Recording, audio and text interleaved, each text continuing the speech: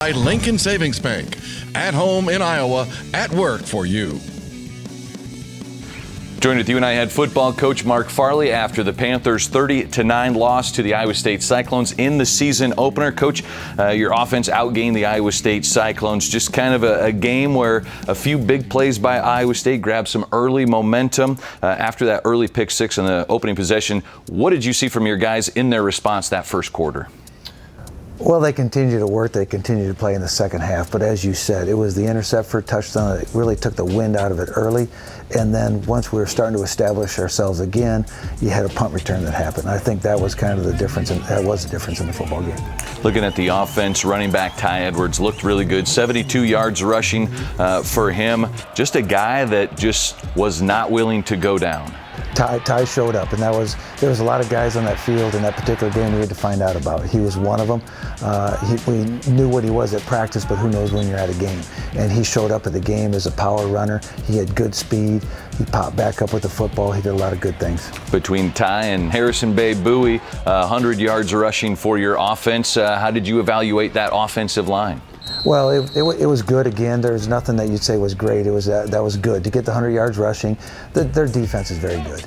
All right, Iowa State's defense is very good. It was the best defense in the Big 12 last year. So knowing that, we wanted to rush that 100 yards. We got the 100 yards. It was a passing game where I felt that we really didn't play to our level because that was the difference. Yeah, Theo Day, a slow start for him and not his most efficient game. What did he learn from that game against the Cyclones? Oh, he better learn a lot because he did not have a good day. When you're projected the way you are and have all the off-season hoopla, there's a lot of things that how you handle that and how you play makes a difference. And it was obvious he did not have a good day. And now he just has to be like any quarterback. You got to put it away and move on to the next one. And can he do that? And that'll be the test of putting away the last one and move on to the next one. At the end of the day, 8 different receivers, all with a reception in that football game. When he did connect and when he was throwing, was he throwing to guys that were open, and how do you evaluate the receivers? Well, I wasn't happy with the receivers, not for what the standard of what they should be. I always looked at what I expect them to be and not what they did. I didn't think they played to the level that I expected them to, and I think that has to do maybe with the total thing of we see Theo's numbers, and we already talked about him, but I don't think the receivers did what they needed to do to create some space either. We have a story coming up later in this show on receiver Sam Schnee, a senior. He was second team all-conference a season ago, led the team in receptions this year, continues to be one of those top targets that Theo can trust. Yeah, he's coming off last year, but he's still got to go.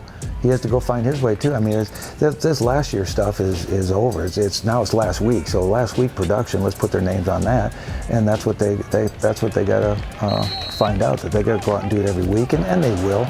But that's just our standard, our expectation. So we're not going to go to practice and tell them, hey, you did this and you go gain more yards. I'm going to go out there and tell them the truth of what we need to do to get to our standard of expectation. And then we're going to have the excitement that we had through the season last year.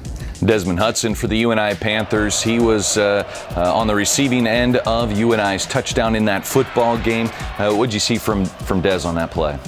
Good catch, good scheme. That was schemed up, ran well, executed well.